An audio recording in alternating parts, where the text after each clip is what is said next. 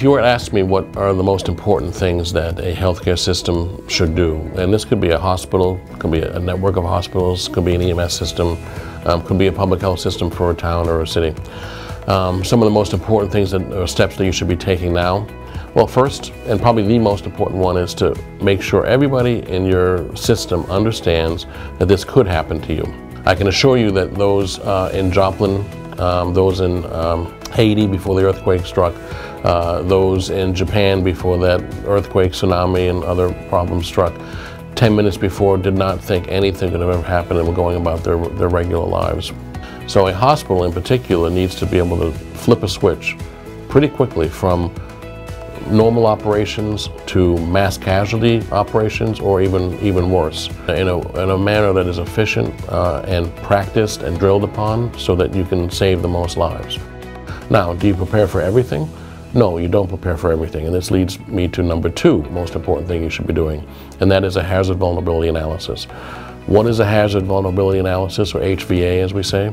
Essentially, it's an attempt to objectively risk stratify those disasters or risks that your hospital is most at risk for. So those events that your hospital are most at risk for should come out on the top of this analysis once you complete it. Now, does that mean it's the most likely disaster to occur? No, that's not the way the HVA works.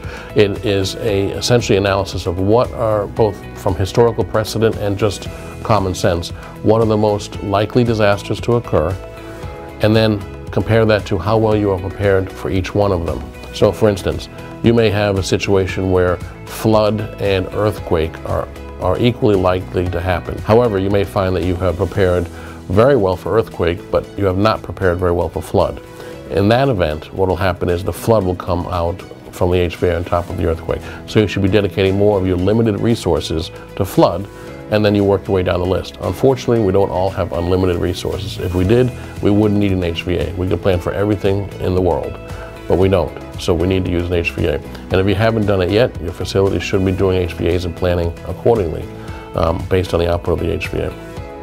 And then finally, we should also be of the understanding that we are all risks of intentional attack, A, and B, because intentional attacks can happen anywhere and are continually being modified and changed in their methods, their modalities, their strategies by very bad yet very intelligent minds, we have to be on the cutting edge of changing the way we prepare and respond as well. So as a healthcare worker, if you've taken the step to say, I want to learn more about this, I should learn more about this, then I think the programs at Anna Maria College with Healthcare Emergency Management Master Programs, the certificate programs in Healthcare Emergency Management, I think are ideal. They're comprehensive, they're geared towards the professional who needs to do this, maybe not Monday through Friday, 9 to 5, but can do it in their own time. They're hybrid programs with a lot of it online, and then some simulation that occurs on the ground at the college, I think is ideal for people who are trying to do that and do a full-time job as well. But it's very, very important, as we pointed out, to do this because the likelihood of a disaster happening in your backyard is low, but if it does, it could be potentially devastating. We need to understand that if this event happens, if something like this happens in our backyard, if we're not properly prepared, and if we don't understand a little bit about healthcare emergency management, disaster medicine, we may not do as good of a job saving lives as if we did. And for that reason, again, I think that everybody should have some degree of understanding of this, and I think the programs offered through the Healthcare Emergency Management Program at Anna Maria College are ideal.